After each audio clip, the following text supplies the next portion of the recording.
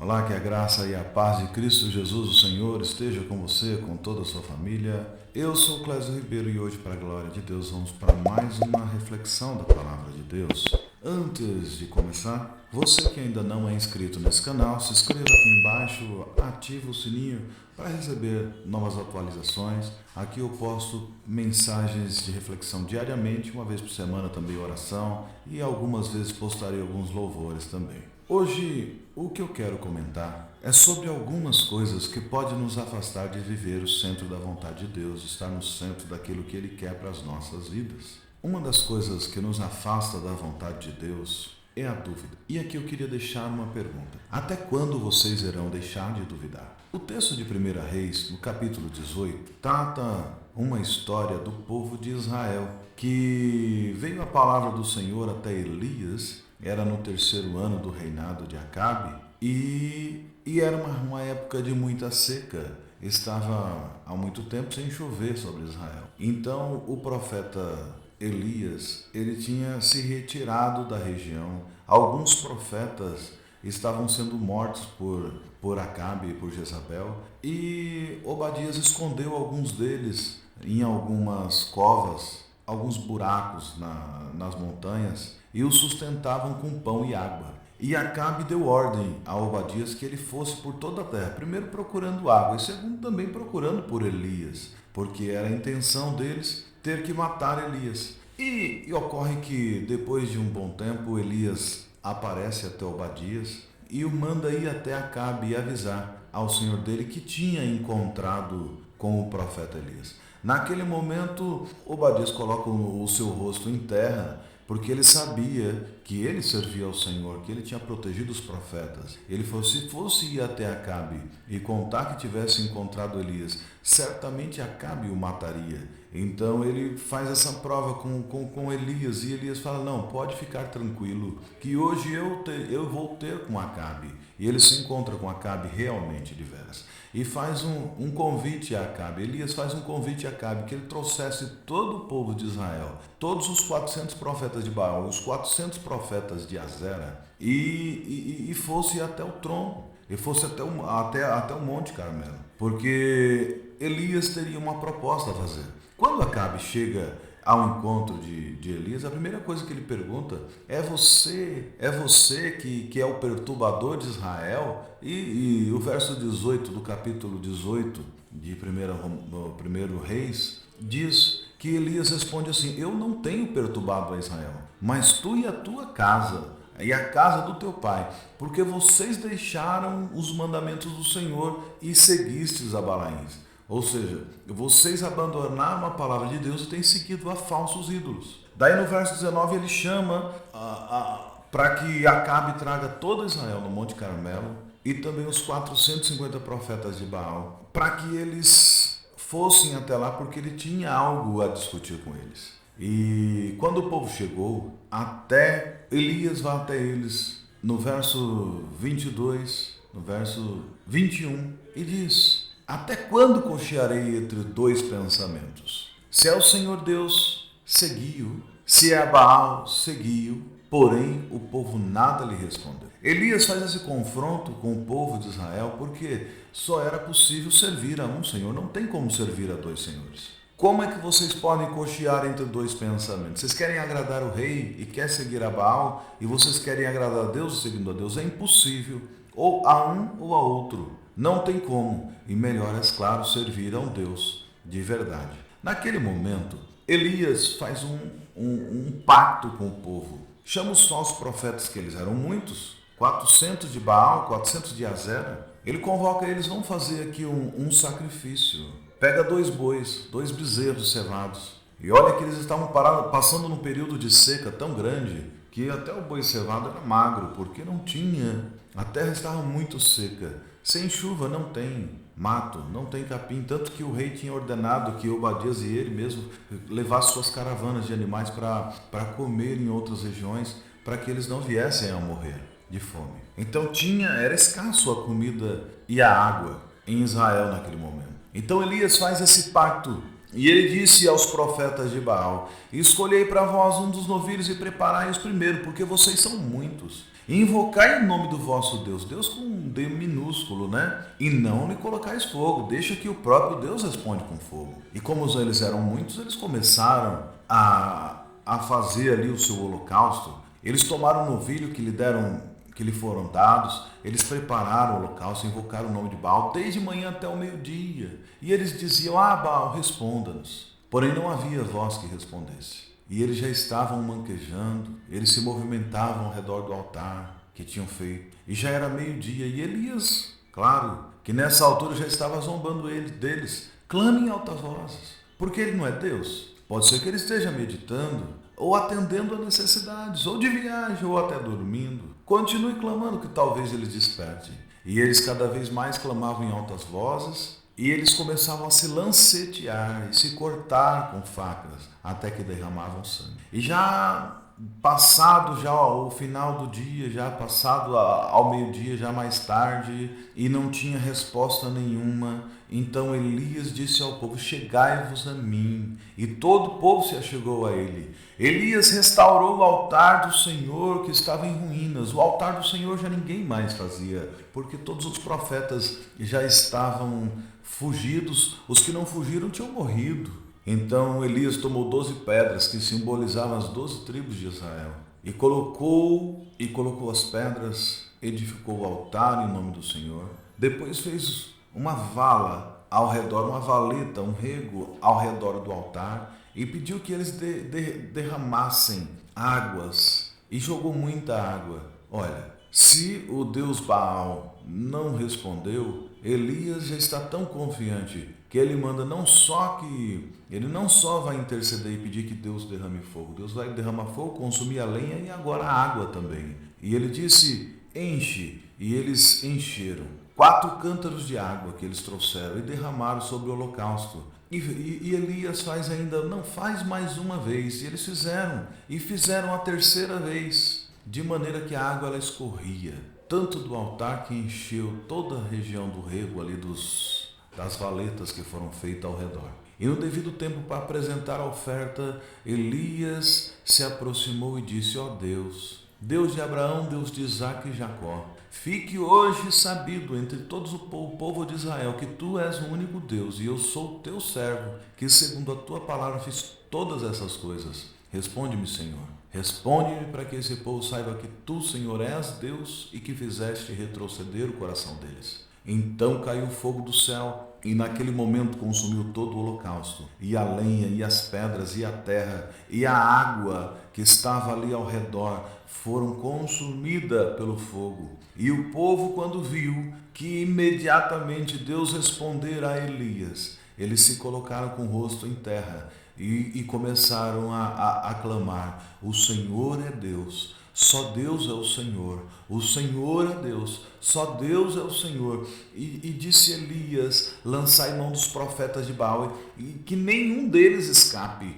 E eles lançaram mão do profeta de Baal, desceram até o ribeiro de Quizon, e ali matou todos os profetas de Baal. E deu ordem para Acabe: volte para a tua casa, porque vai vir chuva, e vem chuva com abundância. No entanto, Elias foi orar. E ele orou 1, 2, 3, 4, 5, 6, 7, e 7 vezes ele orou. E na 7ª vez que ele orou, que manda o moço ir olhar, ele volta e diz: Elias, eu vejo sim uma nuvem, e essa nuvem ela é pequena como do tamanho de uma mão do homem. E Elias, ele disse: então corra, porque vem chuva. E ele correu também. Acabe correu, ele corre a tal ponto dele passar os carros e os cavalos de Acabe, porque Elias sabia que naquele momento Deus iria mandar a chuva que eles tanto esperavam. Observa que Elias tinha tanta certeza que Baal não responderia, que ele mesmo faz esse pacto. Eu tenho certeza que você que está ouvindo essa mensagem às vezes se pergunta: o que é isso, Baal? O que era um Baalim? Baal, ele era um deus cananeu, que quer dizer dono, senhor, marido. Baal era considerado o deus da chuva e o deus do fogo. Então, quando Elias lança um pacto com eles, e faz mesmo que uma aposta: se o Baal de vocês é o Deus do fogo, que ele responda com fogo. E quando, depois daquele povo ter orado, ter clamado e nada ter acontecido, que Elias vai orar, ele fala, bom, se o Deus Baal é Deus do fogo, me coloque água aqui sobre o altar. Jogue esse restante dessa água, porque eu vou mostrar que Deus não é só o Deus do fogo, que nosso Deus, o Deus verdadeiro, o Yahvé, Javé, Já, o nome impronunciável, eu vou provar que nosso Deus é um Deus que responde com fogo e que consome água, e que depois de tudo ele vai mandar chuva sobre a terra. E Elias tinha tanta certeza que Deus era o Deus verdadeiro, porque ele andava com Deus. Ele conhecia Deus verdadeiro, ele cumpria os seus mandamentos e ele sabia que não existe outro Deus fora do nosso Deus. Qualquer um outro são meras expressões humanas da criação humana, daquilo que o homem acha que pode ser um Deus. E Elias, quando ora e ele pede que desça fogo do céu, Deus mandou fogo do céu. Quando Elias ora e pede que Deus mande a chuva, Elias orou e o Deus verdadeiro mandou a chuva. Observe que o único Deus verdadeiro, derrama fogo do céu e consumiu aquele holocausto. O único Deus verdadeiro que Elias orou mandou a chuva e a chuva foi forte. Baal, ele foi tão divulgado, fizeram tanta propaganda do nome de Baal, que ele era conhecido como o Grande. No entanto, de grande não tinha nada, ele era só uma estátua. Observe que Deus não tem problema com uma estátua, porque estátua não é nada, senão Deus já o teria consumido a tempo. O grande problema está no homem, caído, em pecado, que longe de Deus tentam criar deuses conforme a sua própria imagem e semelhança. O homem cria deuses falsos para tentar fugir de Deus, assim como Adão fez no Éden. Quando pecou, Adão pecou e se escondeu. Deus apareceu e perguntou a Adão, onde você está? E ele falou, olha, eu vi que estava nu e me escondi. O homem pecador ainda foge da presença de Deus. Ele cria deuses conforme a sua imagem e semelhança. No entanto, esses deuses, eles têm boca, mas não fala, têm olhos, mas não vê, nariz, mas não cheira, tem mão, mas não apalpa. Porque é uma mera representação humana. E esses deuses não são capazes de resolver absolutamente nada.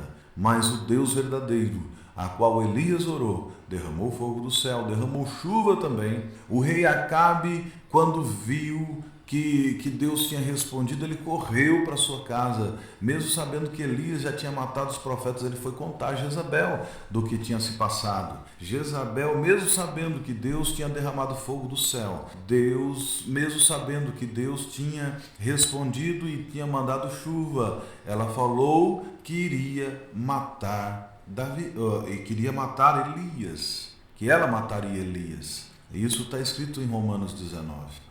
Em 1 Reis 19. Jezabel, ela era uma das adoradoras de Baal e de Azera. O texto diz que os profetas de Azera sentavam à mesa com ela. Claro que você que está ouvindo essa mensagem nesse momento, você vai se fazer, mas e o que eu tenho a ver com isso?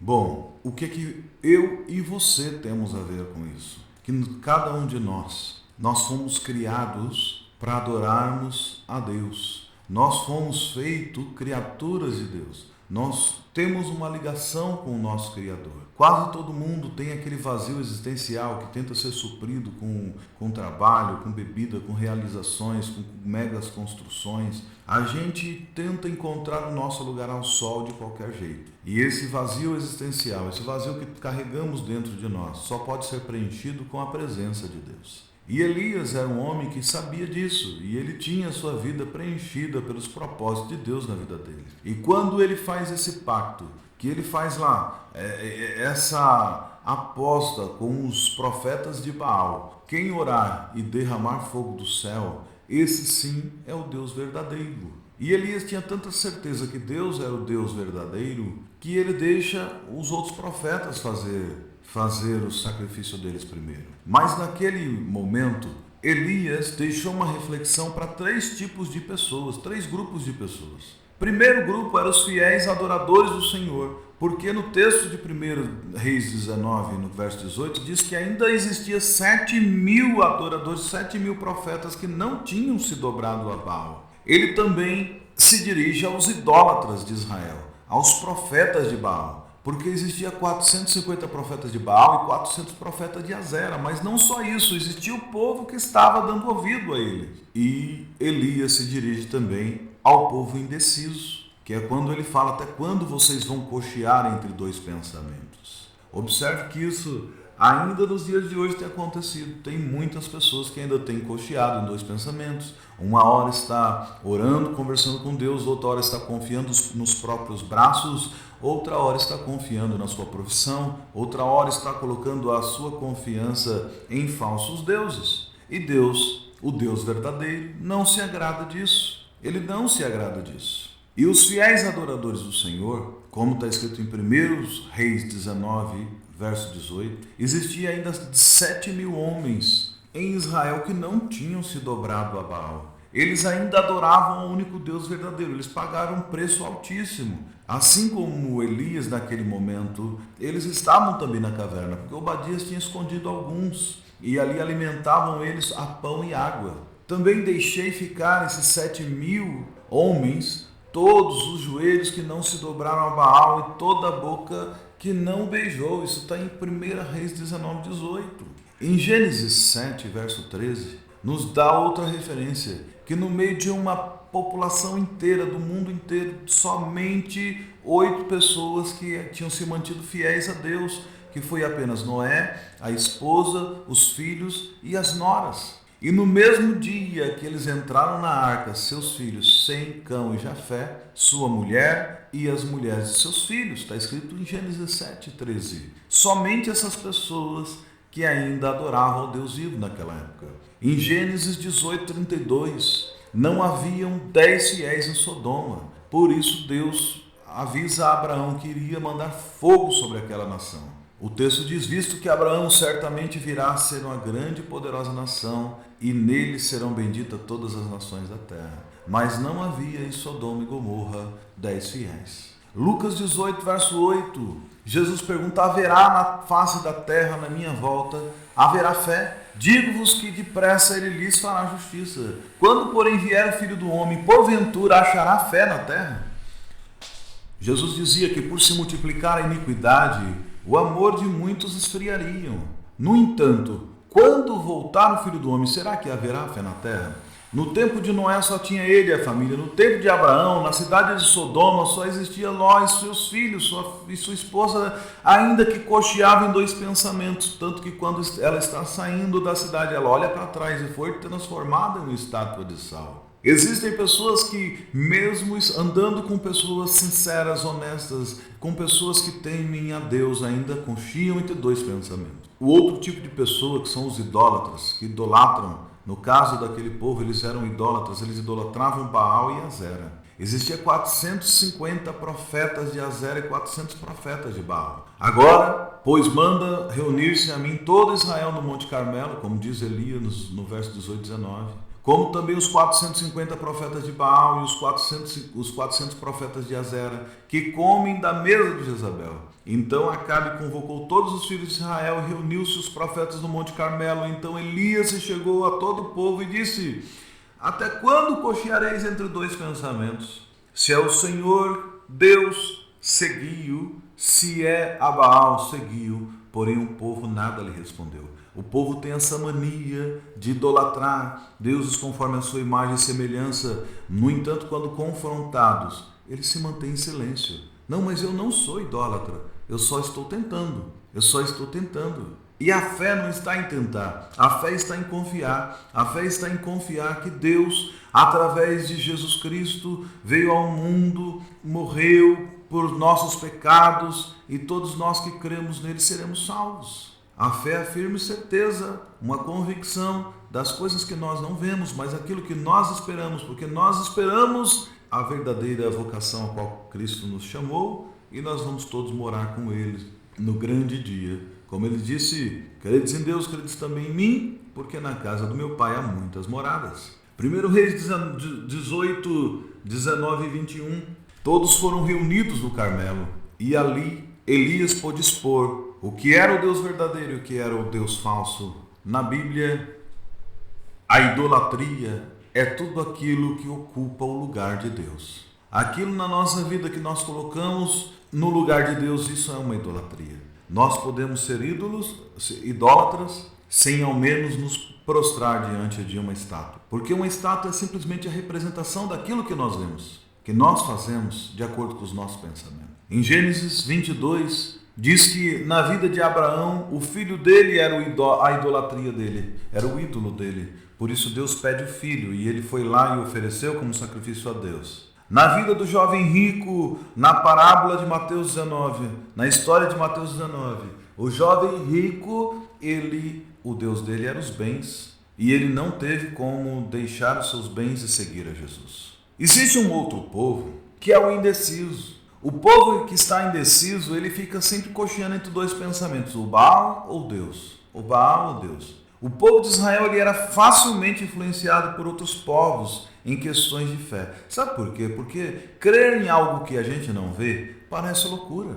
Mas nós sentimos, nós respiramos e eu não vejo ninguém a se achar louco por achar que está respirando oxigênio. Nós não vemos o oxigênio a olho nu, mas nós respiramos porque precisamos. A fé é como respirar. Nós não vemos, mas nós cremos porque precisamos. Porque a ordem de Deus para matar e não pegar nada dos povos vencidos, elas eram exatamente para proteger o povo de Israel, porque eles eram indecisos. Se eles vissem um Deus ali feito esculpido a mãos humanas, eles iam fazer isso. Enquanto Moisés estava conversando com Deus no Monte Sinai, o povo lá embaixo estava fazendo um bezerro de ouro. O povo é facilmente influenciado por imagens daquilo que eles podem ver. É muito comum você ver pessoas andando com um textinho dentro do bolso da camisa, com um cartãozinho, que ali ele pode olhar para aquilo, porque ali ele consegue ver. Mas a fé não está no que a gente consegue ver. A fé está no sobrenatural, que só Deus pode fazer.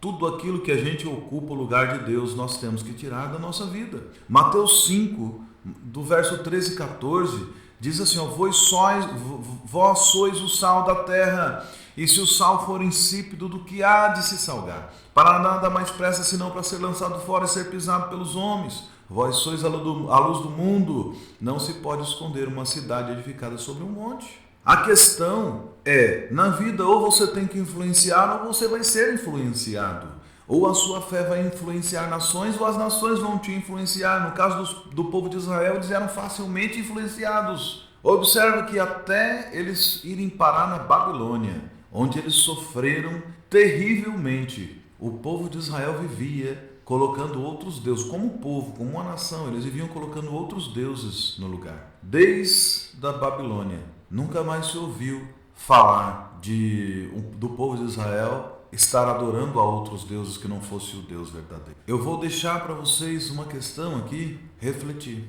As filhas de Ló, na cidade de Sodoma, elas também estavam sendo influenciadas por aquela cidade. E se Deus não resgata aquele povo ali a tempo, eles iam se perder, como a mulher de Ló se perdeu, porque no caminho ela ainda queria ver como que era, olhar para trás, dar a última olhadinha, a última espiadinha. Deus faz um convite à sua vida, abandona toda a idolatria, abandona tudo aquilo que lhe afasta de Deus, abandone tudo e siga-o. No entanto, você tem que tomar muito cuidado para não olhar atrás e dar a última espiadinha, porque a última espiadinha pode ser a última que vai ser da tua vida, é aquilo que vai te derrotar. Não faça como a mulher de Ló, não olhe para trás. Você que já saiu da idolatria, você que já abandonou, você que já entendeu que Jesus é o seu único caminho que pode levar a Deus, você que entendeu que Deus é o único Deus verdadeiro, que fora de Deus, fora de Jesus não há salvação, não olhe para trás, não dê mais nenhuma olhadinha, nenhuma mesmo, não confie nos seus braços,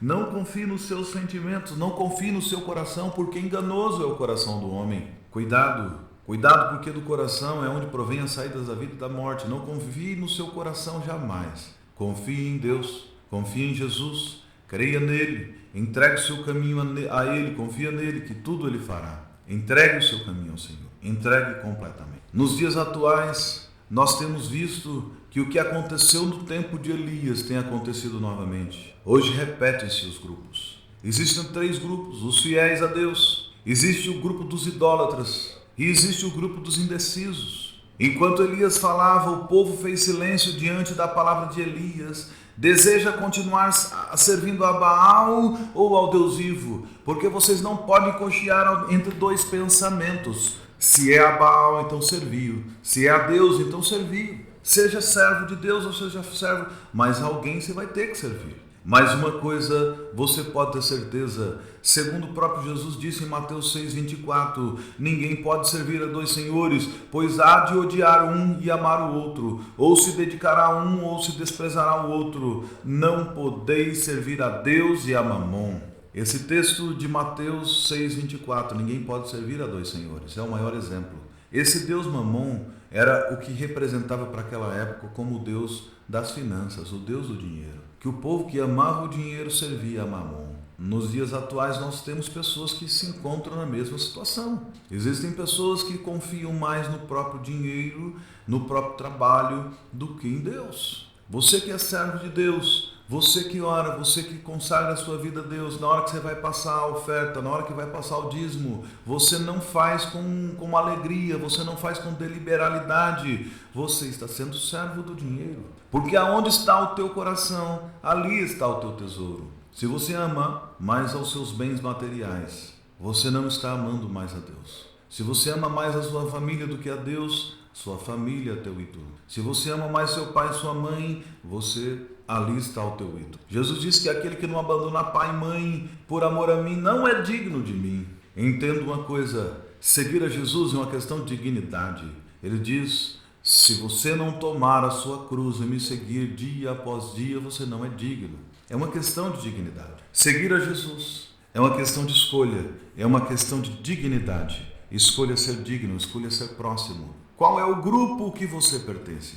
Qual é o grupo que você está fazendo parte hoje? Você é parte do grupo dos indecisos? Você é parte dos idólatras? Ou você é parte daqueles que verdadeiramente servem a Deus, assim como Elias? A questão é simples de dizer, pelos frutos conhecereis a árvore. Aonde está a tua raiz? Aonde é que você está firmado? Em quem você tem depositado a sua confiança? Em Deus? No dinheiro? No teu próprio braço? Na sua saúde? Porque todas essas coisas são passageiras, mas Deus é eterno. Eu quero que você pense hoje, aonde você tem depositado a sua fé?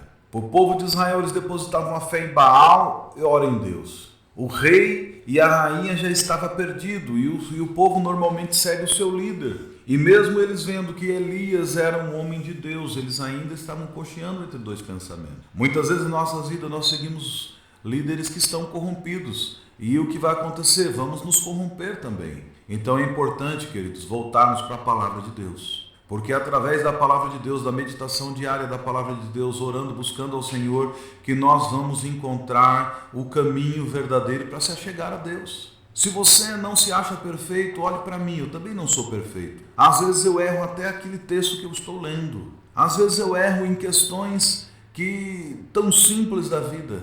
Mas uma coisa eu não consigo errar. Deus é o meu Senhor. Jesus Cristo é o caminho. E o Espírito Santo é o Paracleto, é aquele que está comigo todos os dias. E eu vivo buscando a Ele, pedindo para que ser cheio do Espírito Santo, para que eu possa influenciar pessoas a chegar ao reino de Deus. Chegai-vos a Deus e Ele chegará a vós. O texto sagrado de Crônicas nos diz, se o meu povo que clama pelo meu nome se humilhar e orar, e buscar a minha face, e se converter dos seus maus caminhos, então eu ouvirei dos céus, perdoarei os seus pecados e sararei a tua terra. Se você ainda está servindo aos dois senhores, tem tempo ainda para você se arrepender, para você buscar no Senhor, para você confessar os seus pecados, para você se arrepender dos seus maus caminhos. Você precisa se humilhar, você precisa orar, você precisa buscar a face de Deus. E tenha certeza de uma coisa, que Ele vai responder a sua oração, porque Ele é Deus. E isso é suficiente, não é suficiente? É suficiente. Creia no Senhor Jesus Cristo e será salvo tu e tua casa. Isso é a palavra de Deus, através da boca do apóstolo. Creia no Senhor Jesus. Creia nos profetas. Creia na palavra de Deus. Só Deus, só as Escrituras, só a palavra. E assim Deus se chegará a vós. Que Deus abençoe você e toda a sua casa, toda a sua família, na graça e na paz de Cristo Jesus, o Senhor.